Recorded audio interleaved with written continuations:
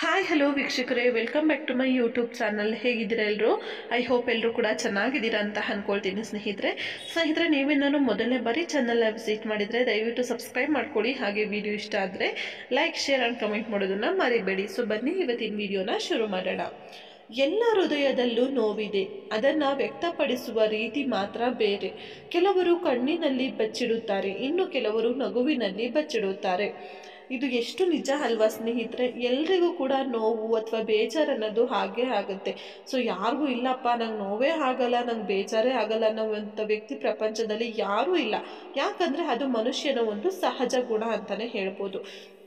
ಇವಾಗ ನಿಮಗೆ ಏನೋ ಒಂದು ವಿಷಯಕ್ಕೆ ಬೇಜಾರಾಗ್ತಾ ಇದೆ ಅಥವಾ ನೋವಾಗ್ತಾ ಇದೆ ಅಂತ ಅಂದಾಗ ನೀವಲ್ಲಿ ಅರ್ಥ ಮಾಡ್ಕೋಬೇಕಾಗಿರುವಂತಹ ವಿಷಯ ಏನಪ್ಪ ಅಂದರೆ, ನಿಮ್ಮ ಮುಂದಿರುವಂತಹ ಒಬ್ಬ ವ್ಯಕ್ತಿ ಆ ಒಂದು ನೋವನ್ನು ಹೇಗೆ ವ್ಯಕ್ತಪಡಿಸ್ತಾನೆ ಅನ್ನೋದು.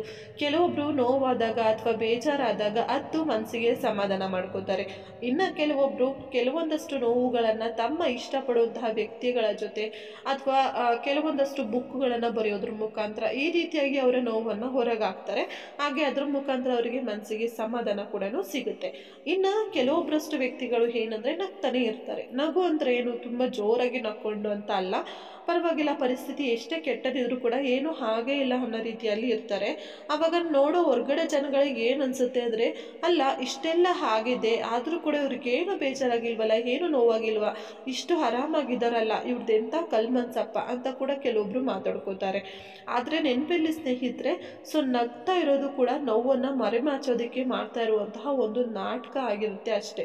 ಆದರೆ ಅವ್ರ ಮನಸ್ಸಲ್ಲೂ ಕೂಡ ಅದಕ್ಕೆ ಈ ದುಪ್ಪಟ್ಟು ನೋವು ಅನ್ನೋದು ಇರುತ್ತೆ. ಆದರೆ ಅವರು ಅದನ್ನ ತೋರಿಸ್ಕೊಳ್ದೆ ನಗ್ತಾನೆ ಇರ್ತಾರೆ. ಆದರೆ ನಗುವಿನ ಹಿಂದೆ ಅವರಿಗೆ ಆ ಒಂದು ನೋವು ಅನ್ನೋದು ಇದ್ದೇ ಇರುತ್ತೆ. ಆದರೆ ಅವ್ರ ಉದ್ದೇಶ ಮಾತ್ರ ನಾವು ನೋವು ಪಟ್ಕೊಂಡು ಬೇರೆಯವರಿಗೂ ಕೂಡ ನೋವು ಕೊಡಬಾರ್ದು ಅನ್ನೋದು ಮಾತ್ರ ಆಗಿರುತ್ತೆ ಅಷ್ಟೇ.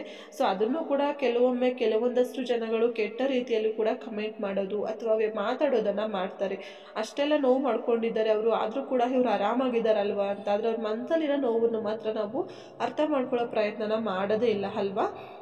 ಸೊ ಇದು ಎಷ್ಟೋ ಒಂದು ವ್ಯಕ್ತಿಗಳಲ್ಲಿ ಅದು ಒಂದು ಅವ್ರ ಕ್ಯಾರೆಕ್ಟರ್ ಆಗಿನೇ ಚೇಂಜ್ ಆಗಿರುತ್ತೆ ಅಂತಲೇ ಹೇಳ್ಬೋದು. ಸೊ ಕೆಲವೊಬ್ಬರಿಗೆ ಬೇಜಾರಾದರೂ ಕೂಡ ತೋರಿಸ್ಕೊಳ್ಳೋದಿಲ್ಲ, ಅದು ಅವರ ಒಂದು ಅಭ್ಯಾಸ ಅಥವಾ ಒಂದು ಬಿಹೇವಿಯರ್ ಆಗೇನೆ ಅಂತಲೇ ಹೇಳ್ತಾ ನಾವು ಅರ್ಥ ಮಾಡಿಕೊಂಡು ಸುಮ್ಮನೆ ಆಗಬೇಕು ಅಷ್ಟೇ. ಅದನ್ನೇ ನಾವು ನೆಗೆಟಿವ್ ಆಗಿ ಕಮೆಂಟ್ ಮಾಡೋಕ್ಕೆ ಹೋಗಬಾರ್ದು. ಇಷ್ಟು ಹೇಳ್ತಾ ಇವತ್ತಿನ ವಿಡಿಯೋನ ಇಲ್ಲಿಗೆ ಮುಗಿಸ್ತಾ ಇದ್ದೀನಿ ಸ್ನೇಹಿತರೆ. ಈ ಒಂದು ವಿಡಿಯೋ ಏನಾದರೂ ನಿಮಗೆ ಇಷ್ಟ ಆಗಿದ್ರೆ ದಯವಿಟ್ಟು ಲೈಕ್, ಶೇರ್ ಆ್ಯಂಡ್ ಕಮೆಂಟ್ ಮಾಡಿ. ಹಾಗೆ ಇದುವರೆಗೂ ನಮ್ಮ ಚಾನಲ್ನ ಸಬ್ಸ್ಕ್ರೈಬ್ ಮಾಡ್ಕೊಂಡಿಲ್ಲ ಅಂದರೆ ಇವಾಗಲೇ ಹೋಗಿ ಸಬ್ಸ್ಕ್ರೈಬ್ ಮಾಡ್ಕೊಳ್ಳಿ. Thank you for watching. Take care. ಮತ್ತೆ ನೆಕ್ಸ್ಟ್ ವಿಡಿಯೋದಲ್ಲಿ ಸಿಗ್ತೀನಿ.